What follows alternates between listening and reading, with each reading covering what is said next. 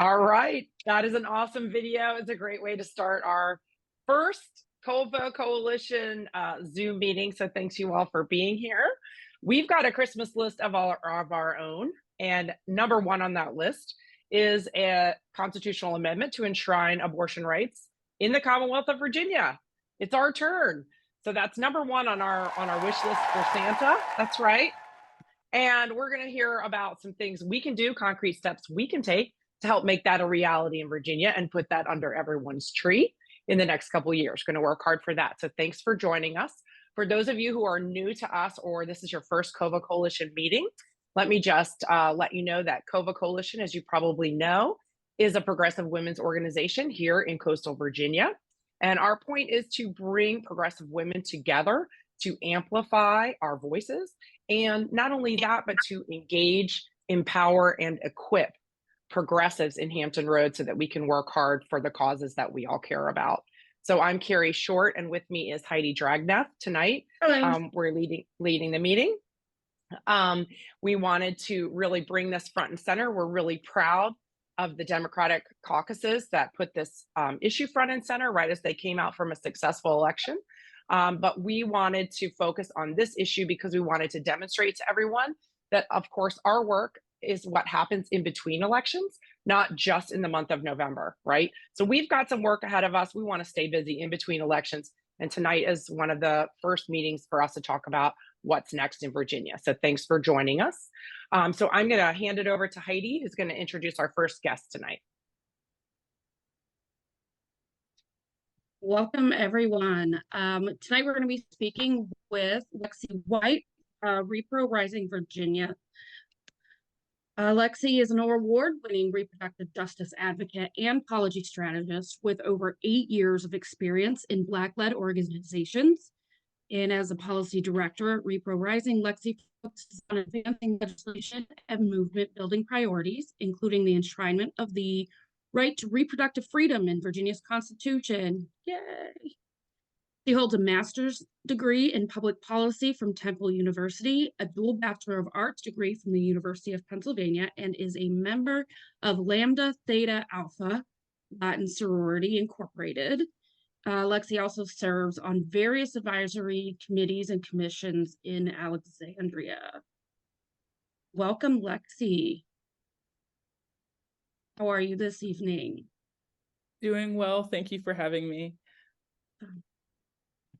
So we are hoping to talk a little bit about the constitutional amendment that is being put forth in the House by Senator Boysko, or I'm sorry, in the Senate by Senator Boysko, and in the House by Delegate Charnel Herring, I do believe. That would be HJ1 and SJ1.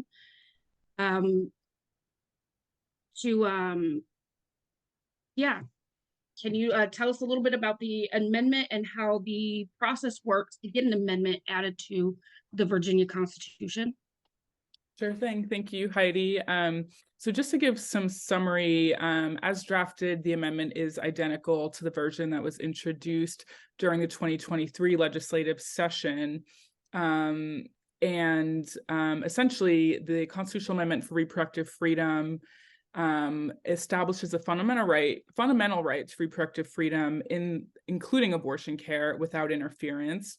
It establishes the right to make decisions about all matters related to pregnancy without any targeted discrimination. It includes protections against the criminalization of pregnancy status and outcomes, as well as protections against the punishment of providers and those who are assisting standard reproductive health care.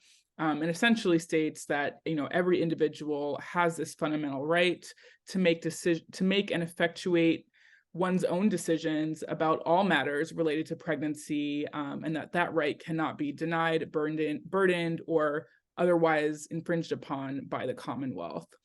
It prohibits the Commonwealth from penalizing, prosecuting, or otherwise taking adverse action against an individual who exercises this right to reproductive freedom, or for aiding another individual in exercising that right. And we are excited about this amendment, knowing that it is a multi-year process to get this across the Right. finish line. And so, this past session, we obviously had a big election year and a really successful election year here in Virginia. But this past session, we introduced the amendment, really wanting to hold legislators accountable in both chambers, to our values, and to the necessity to make sure that all Virginians have access to the full range of reproductive health care without interference.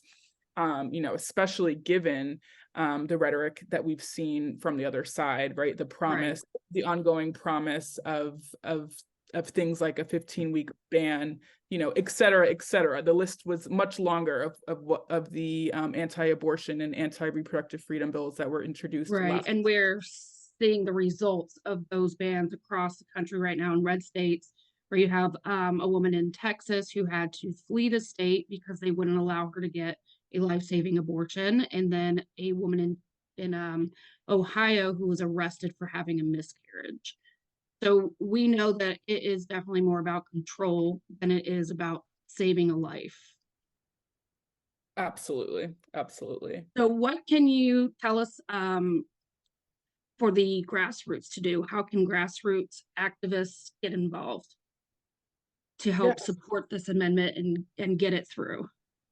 Yes. So there's so much work to be done, and the grassroots, is really how we get it done. So we need all hands on deck this legislative session to continue to elevate and educate about this constitutional amendment. And so that includes things like engaging with our legislative rapid response work. If folks, I'll speak specifically for Repro Rising. If you follow us at reprorisingva.org, you can actually follow and sign up for our legislative rapid response list, where you can directly, reach out to your legislators about key bills that are up for votes, including, but not limited to, the constitutional amendment for reproductive freedom that'll be introduced again this session. And, really, on the other side of the session, we do have, some more work to be done to get this across the finish line. So it does have to pass consecutively in 2025 and 2026, with that intervening 2025 House election, before it would go on the ballot in the fall of 2026. And so that means we need to really reach the voters across the state with the message of why the constitutional amendment for reproductive freedom is so critical. We not only need to educate our legislators, have conversations across the aisle, have conversations even with folks who are with us about why this is something they simply cannot waver on. But we also need to get out there in the community, to have conversations, where we live, in our circles, in our neighborhoods, with the networks we're connected to, on the doors, at critical events, and community events. We have to provide that education about what the amendment is and what it does, how folks can take action, and let folks know, continue to educate folks about the process, so that when we reintro it, every time we reintroduce it, we have that much more of a base of support around it. And is it correct that the bill has to have the exact same wording? There can't be a single change to it both times that it is passed? That is my understanding. Okay. Lynn in the comments wants to know why we're introducing it this session. And I think that is the case because we have the House and the Senate this session. And as long as we stay on top of elections and we keep showing up and keep reaching out to our friends and family members, and we can keep the House and the Senate in 2 years from now, when it has to get passed again, we'll be able to do that before it can go on the ballot for us as voters to vote on it. Correct. All right. So I did drop in the the legislation into the chat. I will drop it in one more time so everybody can take a look at it when they have time to do that. But I want to make sure that everybody, there's been a few people that have come in since then. And I know that there's a lobby day coming up, right? Let me see. I have the dates right here. Yes, January January 22nd. 2nd. Yes, and I can actually plug the RSVP link into the chat here. Okay, great. So folks can go ahead and RSVP. The more the merrier for the 22nd. And that will be in Richmond for anybody that doesn't know. We'll talk about So lobby days Lexi, more towards the end. sorry, Heidi, didn't mean to jump on you. No, you're fine. Go ahead. Yeah, so we will be talking about lobby days again at the end of this meeting. But I just wanted to clarify something, Lexi, so help us understand this because there's a couple of things in the chat. So as I understand it, it has to get passed this session. Then there has to be an election in between the two sessions in which it's passed, right? So it has to get passed, there has to be an election, and then it gets passed again. Is that right? Correct. Okay. And then after that, it goes on the ballot for voters. Yes. Right. Okay. Just wanted to clarify that. It's a little drawn out and purposeful. It's not like in California where you see these ballot initiatives just on the ballot all the time. It's a little bit slower and more purposeful in Virginia. But you know, as Heidi said, hopefully with the majority, we can hold on to those majorities and we'll be able to get it through. But that was a great question, Lynn, and thanks for weighing in on that, Stephen. Yes, absolutely. Any other questions? Which means this year is a practice year, right? So we can get it through. Exactly. Okay. Lynn says she's still not clear. All right, Lexi, you're the expert. One more time. Yes. So we'll have Senator Boysko. We have Senator Boysko on here too. She's going to help us out. Yes, and I think she'll probably say what I'm saying, but it's yes. So this is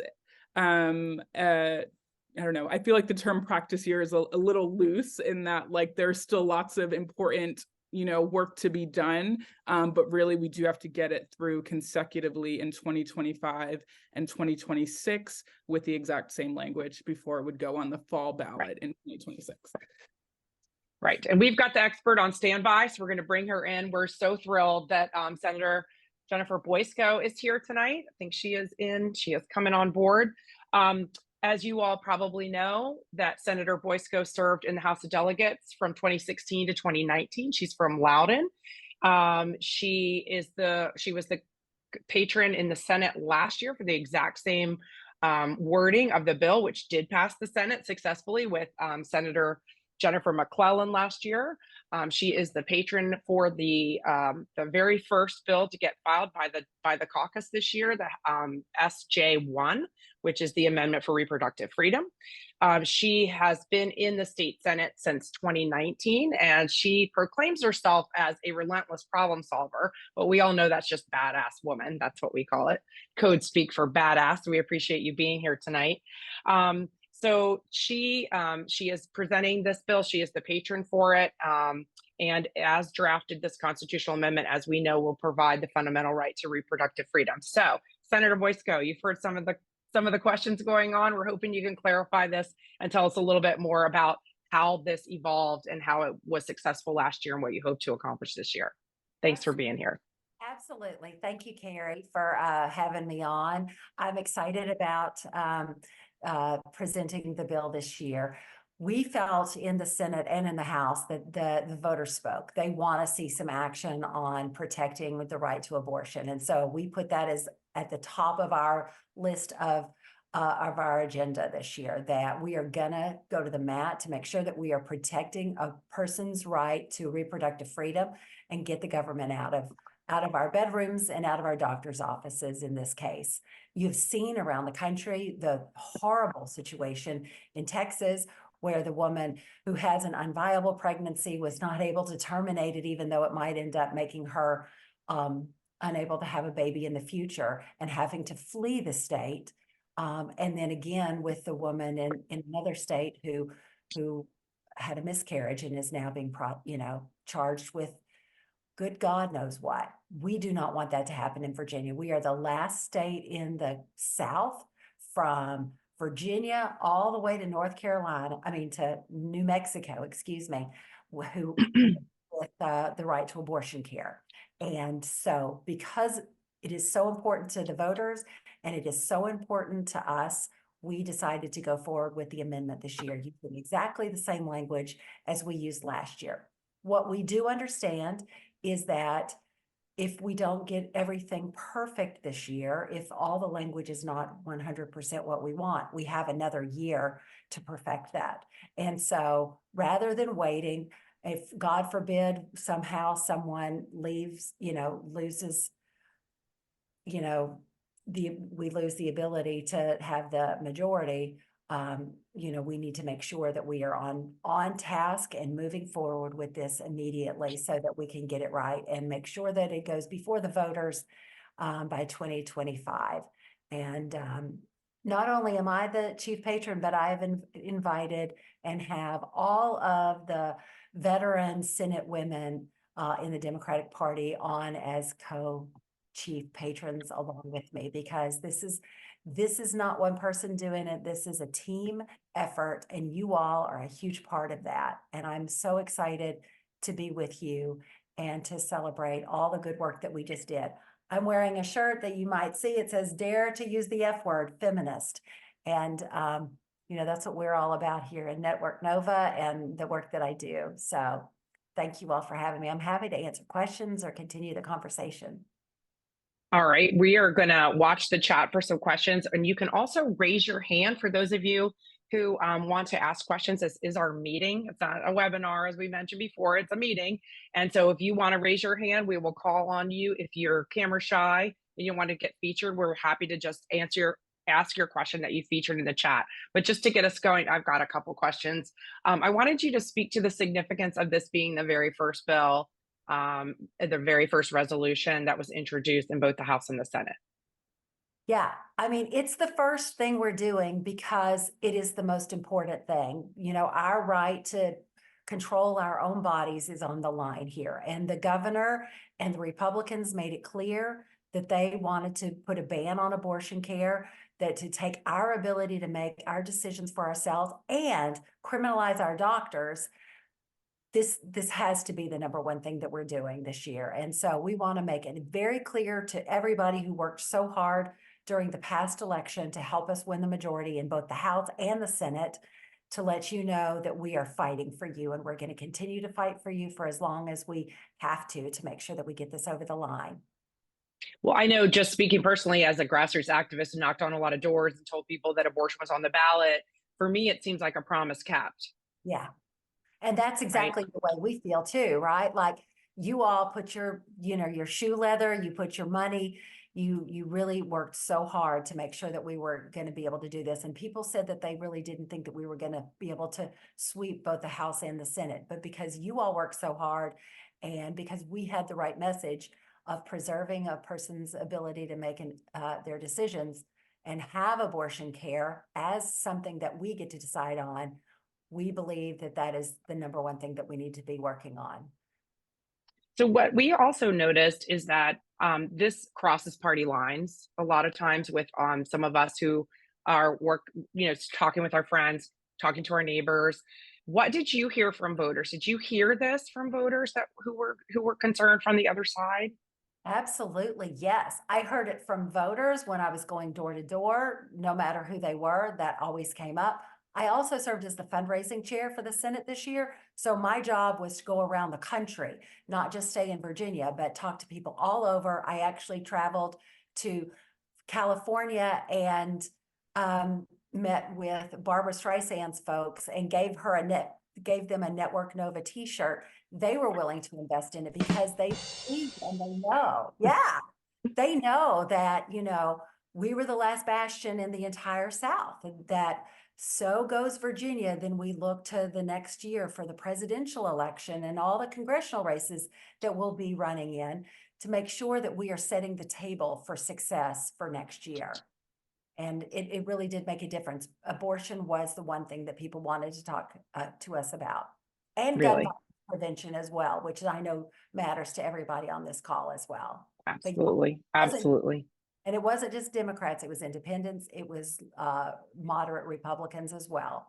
Lots of folks. Well, I tell you that the Democratic caucus certainly has a lot of things under our tree that we're grateful for. And I'm just seeing what has already been filed after the November 20 pre-filing deadline. I'm really, really proud to be a progressive in the Commonwealth, and I'm really looking forward to all the accomplishments that you will bring to us. One other question about governor veto. How does that work with this type of legislation? The governor has no veto in this. For a constitutional amendment, you need a simple majority in the House and the Senate, and the governor has no voice in it. So we will not be able to have a veto for this, which is why that's another one of the reasons of why we're doing it. That's important. So let me ask some of the questions that I'm noticing in the chat. So what are the procedural hurdles that will take place in getting this passed as you perceive it? Yes, so we want to make sure that we get all the language correct. So we've introduced the bill. We may need to add amendments during the session. Assuming that we all feel confident with all of our repro rights stakeholders and our legal experts, we feel good about it, then we will get it passed through the House and the Senate. We know that we have the votes.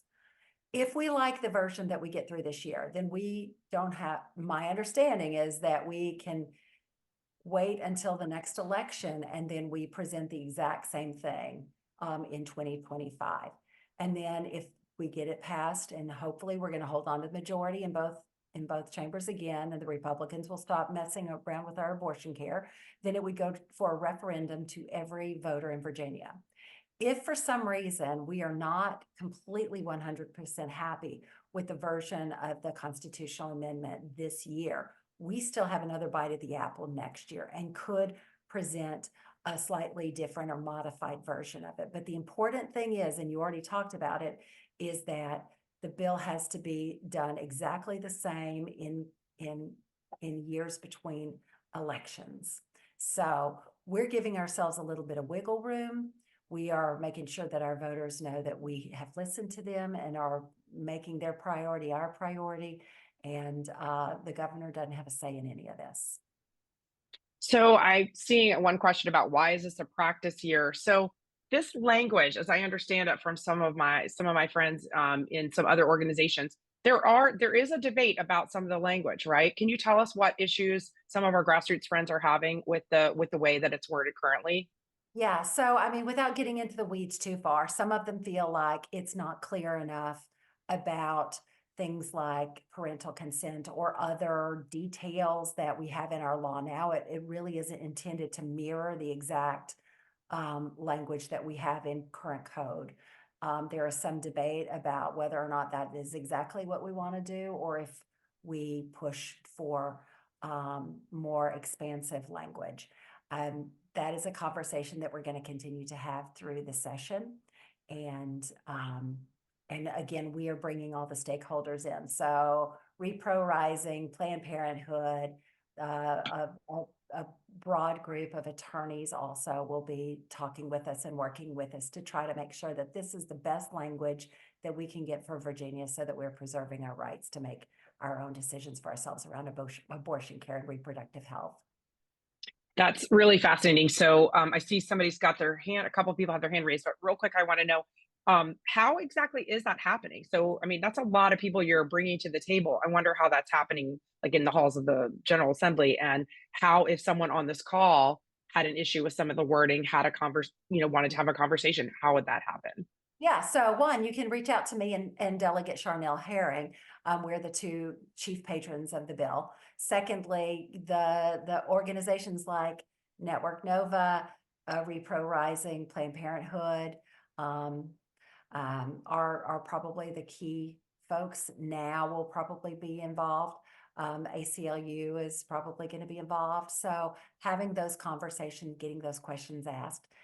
In the General Assembly, and I don't know if everybody here really follows the General Assembly closely, but things go very quickly. And so what you start with at the beginning of the session can end up changing pretty, substantially through the session, depending on whether or not, the input is taken in. Okay, great. Okay. really I want to is. get to some questions. So as you all probably know, so many of you on the call, we are an affiliate with Network Nova. We like to say we're their baby sisters down in COVA, in the coastal region. So big sister Catherine White's got her hand out. So we're gonna get her to ask her question. Oh, big sisters here. Yeah. No, great program tonight, Carrie and Heidi. Thank you, and COVA. Great to be here. Senator, I'm so excited you're carrying this. What I'm interested in is this coalition. So are you working with that Virginia coalition, the reproduction, it's already kind of the big coalition. Are they part of this? They are, yeah. Sort of like part of it also. So my thought is, I'm sorry, go ahead. No, go ahead. Okay, so my thought is on that. Have you actually, and I had asked them, studied the successes in the other states? I've been, in contact with Kansas and other states that actually, especially with our state having a split of a rural and red areas and all that, we want to make sure that this does satisfy what women and people need, reproductive care, but also, hopefully we can bring more people along. There's been a study on those, like the Ohio Amendment, the Kansas Amendment, and the Wisconsin and Michigan also. It was super successful. That seems really smart to see. And there's very much similar states, their wording and their actual laws. Has there been a look at that? We're in the middle of doing that right now, actually, Catherine. Thank you for the Okay. question. We want to make sure that we're putting it together, the best thing for Virginia that will be successful and something that will make a difference for the people of Virginia. And so taking a look at those other constitutional amendments and the other referendums that have happened around the country is exactly what we're going to make sure that we're doing. We filed this. We wanted this to be one of the reasons that we do not believe, that it's necessarily perfect is because we had a very quick timeline. Yeah. The election happened, and then almost immediately it was time to say, you can start filing. And we wanted this to be at the very front of the pack. And so we understand that we might need to make some changes, and looking at what has happened in other parts of the country is exactly what we're in the process of doing right now. Good question. Yeah, happy to help with that too. Thank you very much. Thanks. So I see Jenny as one of our newest, new person to join with COVA Coalition. So I want to bring her up. Hi, Jenny. You got a question? Make sure that you're not on mute and your question's about the abortion rights amendment. Okay. Can you hear me? Okay. Yeah, I just have one question because I just want to be really clear. This is going to remove the anybody being able to vote on us, correct? Like no more voting on women's bodies. I'm sorry. I'm going to mute myself, but that was the best question. Thank you. It's yes. What we're working to do with a constitutional amendment is to take it out of the hands of the politicians and put it in the hands of the people. So they will be able to say, and we know that 7 out of 10 voters agree that when a person has made a decision to have an abortion, that it should be safe and legal. So what we're doing is we're saying we think it should be part of our Constitution so that nobody can put these bills in and, 15-week ban or whatever else it is. Sometimes they put fetal heartbeat bans in. This would take the ability for the legislature to make further restrictions on abortion care. So yes. Thank you for that, Jenny. All right. Someone asked earlier because we are a grassroots women's organization, do we admit men? Yes, we do. And here's one, John. Hi, John. John's been coming to a lot of our stuff, a lot of our events. So he's a great member of COVA Coalition. So there you have it, a real guy. You got a question. And make sure you're not on mute, and make sure your question's about the abortion rights amendment. John, can you tune up your audio? He's probably one of the youngest persons on the call, so we always assume that he's got all his technology stuff figured out. He's one of our college student at Virginia Wesleyan and member of the Young Dems down here in Hampton Roads. So, yep. Right, John? All right. You're going to have to put it in the chat. Sorry. We're going to have to put it in the chat. John. Oh, he lost his voice. Oh, okay, he lost his voice. Okay. Okay. Also tech issues. It's working. There you go. All right. Yeah. Hello, I'm John Murdoch. Lost my voice a few days ago. Sorry about that. But I was worried about the amendment itself. If everything goes well, it's likely to be enforced by like 2027, right? It would be no, 2020, it would go on 2026 they'd be voting on it. 25 and would go into effect on 2026. All right. My worry there is that potentially, obviously, elections have consequences. It might not turn out the way we want to. Is there a way that we can pass a short-term law protecting these rights in the meantime, instead of just wholly focusing on the amendment that gets ratified a couple years from now, pass a bill just now? Is that possible? Are we doing that right now? I don't know. Thank you for the question, John, and I understand your concern. So we are going to have other legislators carrying bills that will take abortion care out of the criminal code. We're going to do some other bills.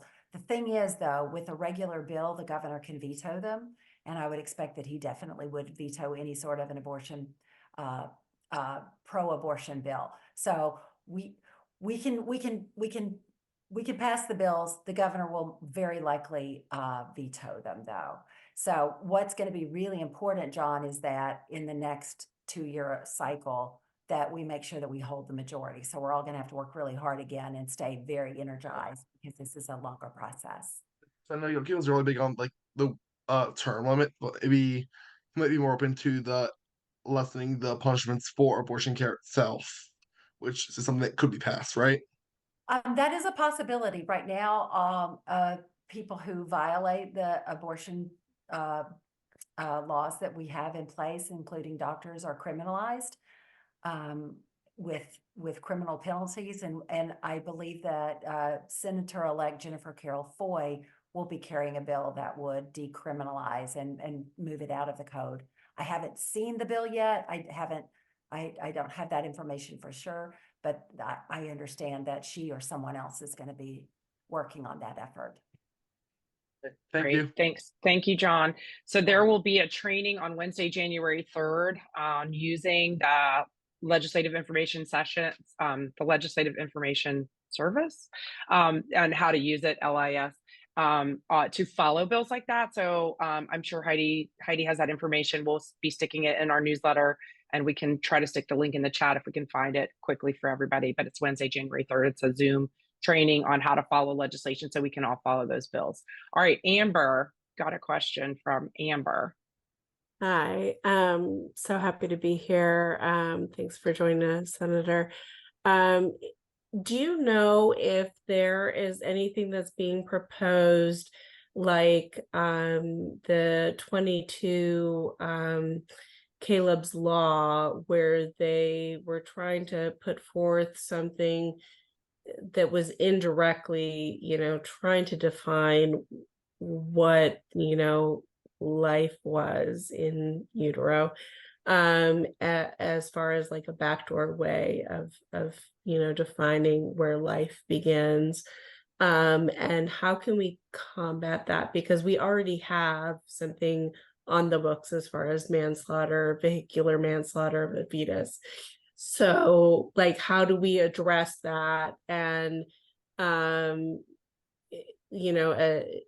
like just dealing, because I'm in Chesapeake, dealing with those conversations with conservatives who don't like, they feel like that issue, like if you do kill somebody, or if a woman who is pregnant, it's obviously a wanted pregnancy, she loses the baby, that's a tragedy, there should be some consequences, and how to deal with that from a legal perspective.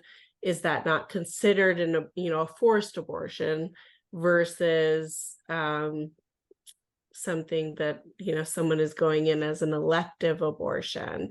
Because I've had those conversations with people around here, and how to go about those kinds of conversations and to tip the scale so that they understand choice versus the horrible tragedy that somebody has been put in the position of, and how our legal system can help to protect the rights of both individuals. Yeah, I thank you for that question. I serve on the Judiciary Committee and have had to, I was present when that bill was was before us, and it's a terrible thing that the woman lost her pregnancy. It's a real tragedy. As you mentioned, we have laws on the books that already, manslaughter is already on the books, and I'm sure that we'll see it again. I'm sure that it will be coming before the Judiciary Committee again. I expect that I'll be on the Judiciary Committee this year. We just need to remember that we have the laws on the books that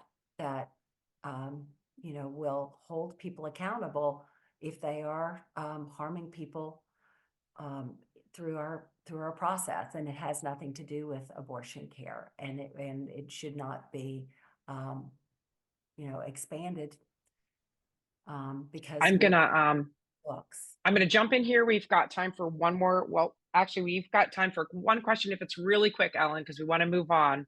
Thank you so much for your question.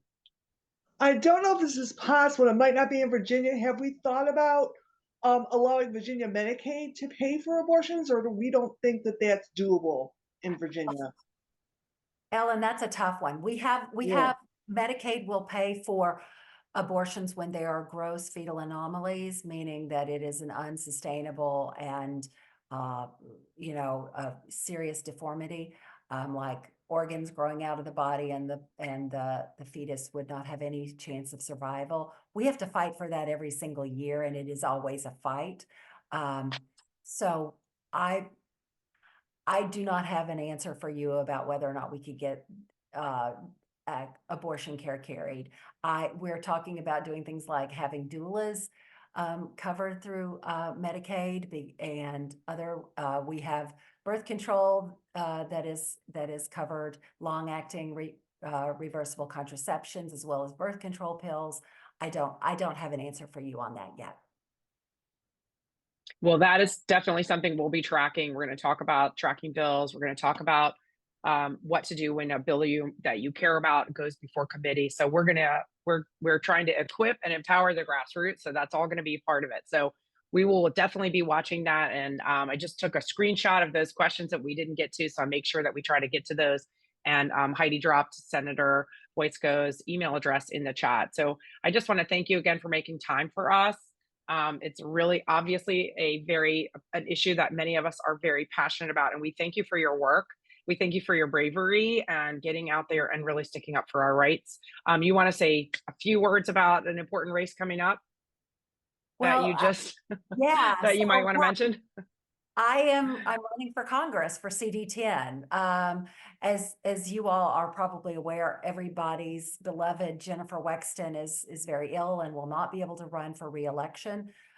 She encouraged me to run herself in October, reached out to me directly, and I have represented about half of Loudoun County, about 200,000 members of the Loudoun County community over the past 5 years.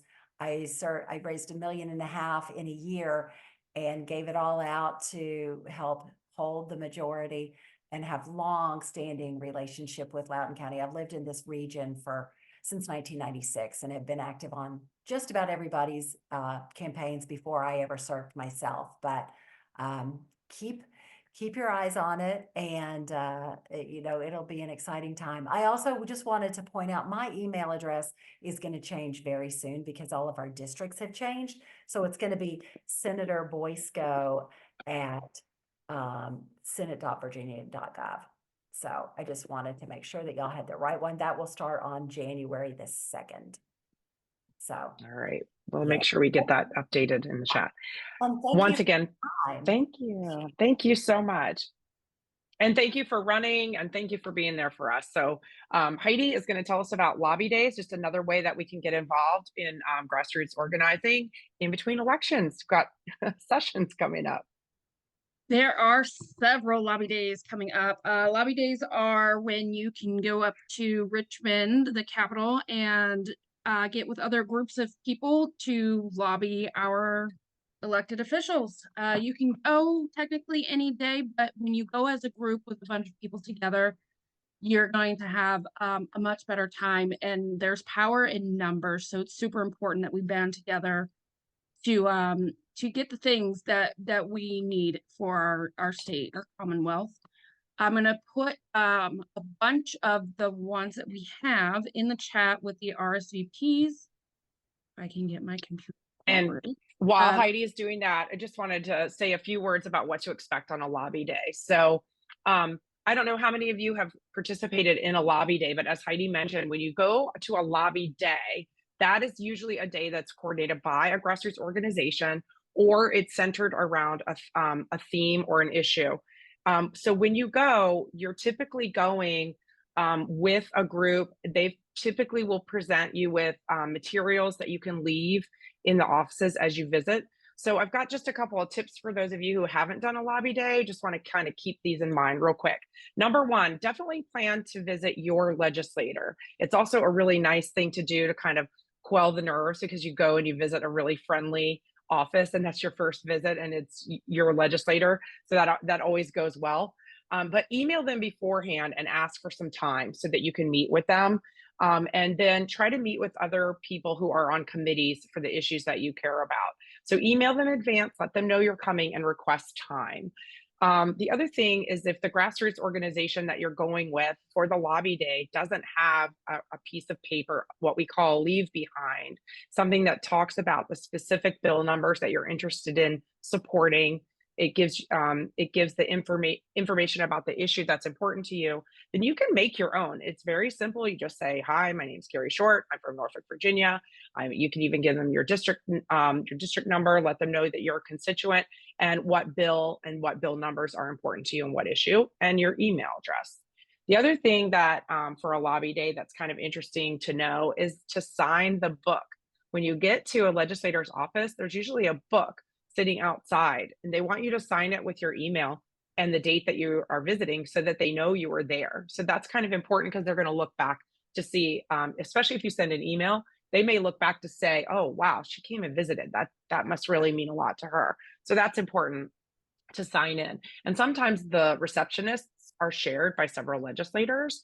So be aware that the book might be out like in the hall with a number of different legislators with one receptionist. So just make sure you ask for the right book when you're going to sign in.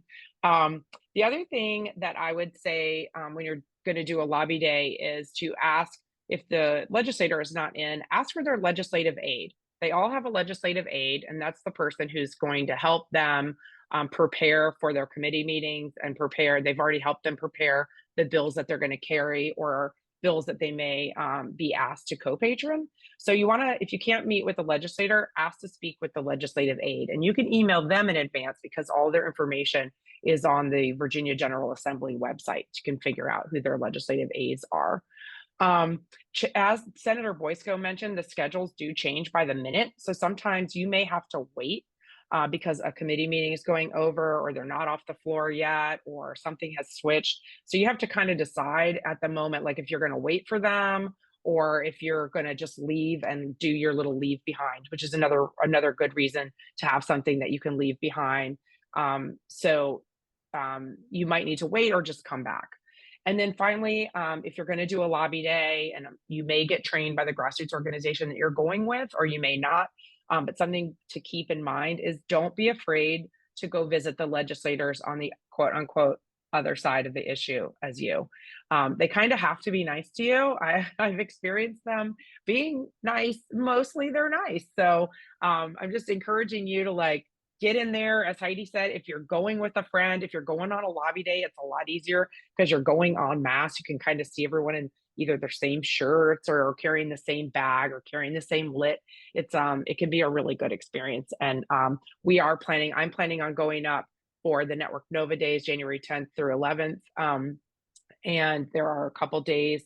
I've been up for the Moms Demand Day. That's a great day to be up there. So Heidi has dropped all the days and the schedule in the chat with the RSVP links for some of them. Some of them aren't set up yet, so just keep an eye out for that. And we will equip each other and support each other as we go to show up in Richmond. That's right. Also, it's a great way to just build community and allyships with other like-minded people from all over Virginia. And a lot of us love having that sense of community and people that we can connect with. Another thing that I want to talk about real quick is for Virginia Beach. If you are in Virginia Beach and you're in District 1, there is a special election happening right now for City Council. The City Council member that was in this seat was appointed to interim sheriff. So we have 3 other people running, and I'm going to drop in information for David Hutchinson, who he came and spoke with us at the VBDC meeting a couple weeks ago. So if you are in or know of anybody that is in District 1, please make sure you guys get out and vote. The early voting is happening now. Election day is on the 9th.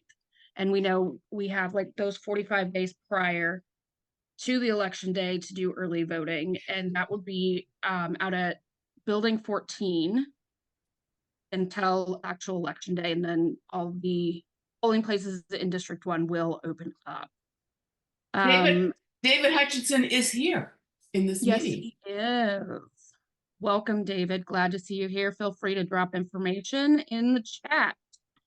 And then And don't forget these special elections often come down to turnout, right? Susan Potter just mentioned that he's here, but they often come down to turnout. It can be down to single-digit number of votes to determine this. And we definitely would love to see David be elected into that position. So Carrie, do you want to talk about our next meeting or should I? Yeah, we're gonna just make an announcement. I wanted to make an announcement that our next meeting is going to be in person. This is great turnout for a Zoom meeting for a very busy time of year. So thank you all for coming. But our next meeting in January will be January 22nd. It's a Monday night and we'll be at the MEO Central Library. That's the Myra Obendorf Central Library. Kind of down, I think everybody knows where it is. It's kind of near Town Center. Great place if you've got those gift returns you need to do at Town Center. Just bring your gifts and make your returns and then come to our you can meeting. return your gifts to me. I'll take them. That's true too. We could do a white elephant as part of our meeting. Ooh, that could be fun. So as always, we are building a movement here. I mentioned that we are a grassroots organization. We are not party affiliated, but we tend to spend a lot of time supporting Democratic candidates because they support our progressive issues and issues that are important to us. But we are a movement and we are looking to transform politics in coastal Virginia. And we're looking to stay involved in between elections. It's very important to us. We all have issues that we care about. So please bring a friend to the meeting on Monday, January 22nd. We'll be in person at the library, and we hope that you'll all be there.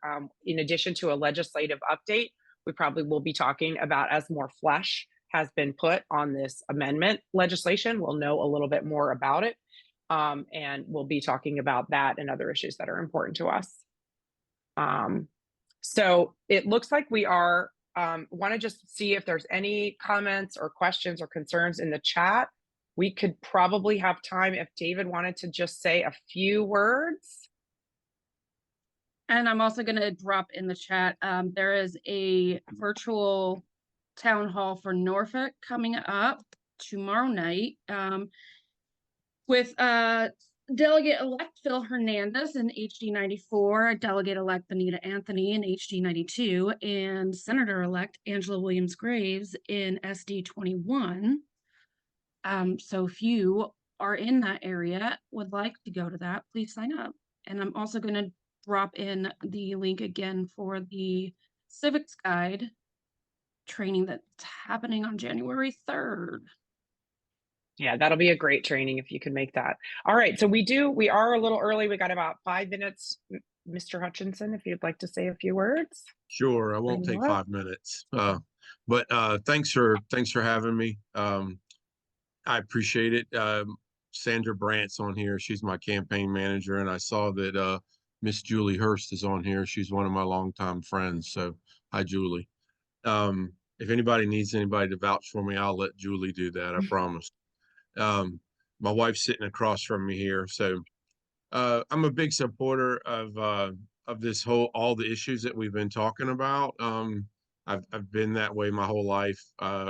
Worked very hard coming up through the fire department and realizing that everybody needed to be treated fairly and equal, and that no matter about your color, your race, anything like that, that it just enriches us. My wife is a progressive, so I'm very happy for that to support. And I had her come out and listen off camera here so that, because I knew she'd get excited about it. And once I saw Julie, I knew doubly that she would. But you know, Sandra's been helping guide me and making sure I move in the correct circles to let everybody know who I am. And Sean Montero, sorry, Sean, as far as helping me make some connections. It's been very good. You know, I'm fiscally responsible with the taxpayer's dollar. I spent 35 years in the Virginia Beach Fire Department, the last 7 as the fire chief. And, you know, when you're asking for $1 million for a fire truck, you've got to be very responsible with it. And I've been saying a lot that my mom's the founder of Greenbrier Florist. We've owned it, you know, since I was 9. My sister's running it now. And I've had to sell a lot of flowers to buy Ford Transits, you know, so I understand, and then make payroll on Friday. So I understand about the taxpayer's dollar and all that. And I've found I wanted to say this too, is that we've talked to over 2,500, 3,000. We're approaching 3,000 doors that we've knocked on. And yeah, and Amy and I have done, we're getting up to 700, 800 to 2 of us. And we enjoy going out and doing that together. So that I've talked to a lot of constituents and we're getting a lot of positive feedback. I say this a lot, is I'm very sure of like my looks like a certain type of person. I assure you I'm not, and I haven't been my whole life. Our youngest son is gay. I've been in a florist where I've had everybody and the brother working there. So I just think we all should move forward and live life and support each other the best we can. So public safety is obviously very important to me, though. Great. Well, we do understand, having volunteered for a lot of candidates, we understand how hard it is to stick your neck out there. And we just thank you for that. And we wish you lots of luck, and we'll be out there. And I'm certain if you drop some information in the chat, then we can get some more information about you and find out how we can support your campaign. But thanks for jumping in there. Feel free to drop your email too, because I'm sure some people might want to reach out, have a question or something. I put Hutch for Council 24.com. That's the website, and then I'll put my email address as well. Thank you. Great. Thanks so much for coming tonight. And with that, we are early. More time to wrap the presents and take care of all that other stuff you've got going on this week. But for you all to carve time out for this night and join us to talk about such an important issue really means a lot. We are really on our way. We do have somebody with their hand raised. Can we ask what her question is? Amber, go ahead. Yeah, thank you. I just wanted to direct everybody's attention to the chat.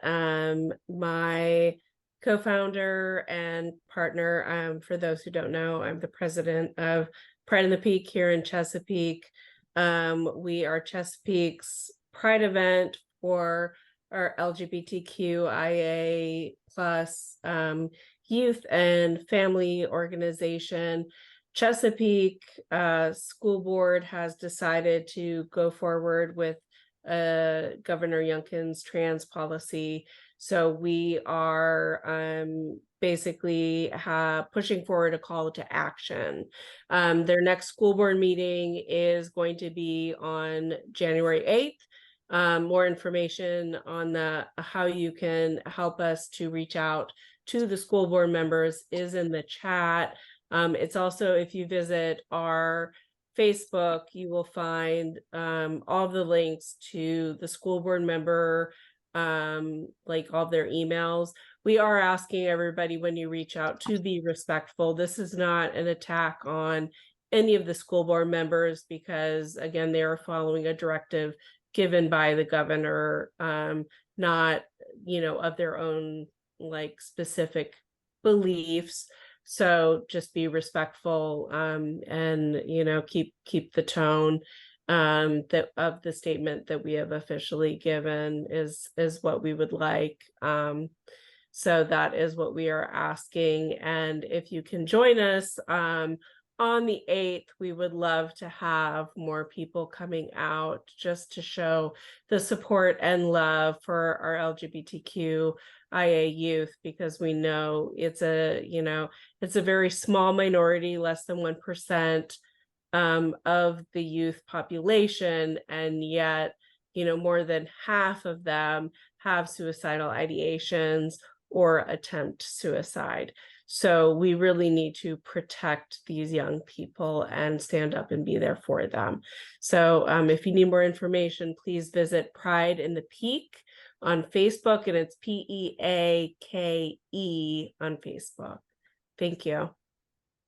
Thanks a lot, Amber. For those of you that attended our meeting, our last meeting that we had, Myra Obendorf, I guess that was in August or September, we did talk about school issues and how we could get more involved. And our own Melissa Lukeson, who is on the executive committee of COVA Coalition, did an amazing presentation at Yorgo's Bagels when we met up there. She did an amazing presentation on extremism in the schools. So I'll make sure that gets up on COVA Coalition's website, because that was an amazing presentation. The threat is real. We know the Moms for Liberty is out there in Virginia Beach. Sounds like they're going to be making some strides out in Chesapeake, and those rights are important to protect. So you can count on COVA Coalition to have your back out there in Chesapeake, big time. Absolutely. And I know everyone. I know all the people who are left on the call. I'm looking at the names, and I know you can count on all of us. That in the words of the immortal Jackie Glass, that shit's not happening here. Not gonna let that happen. All right. Anything else? You guys were fantastic. Thank you so much. I'm just going to say the Moms for Liberty brand has been heard. It's time to go in for that in a way that makes sense. Time to get them. Yeah, it's time to bring that all to light and send them to bed. Along with Youngkin's presidential aspirations. We're going to put it right in the same can that we put his presidential aspirations. It's all going to go in the same place. We're done with them. Not going to happen. Not on our watch, right? Right. All right. Thanks, everybody. Good Thanks meeting. for everybody Thanks that for came. And thank Happy you, holidays. Robin. Thank you, Robin Warner. Double thank you, Robin. Robin ran it.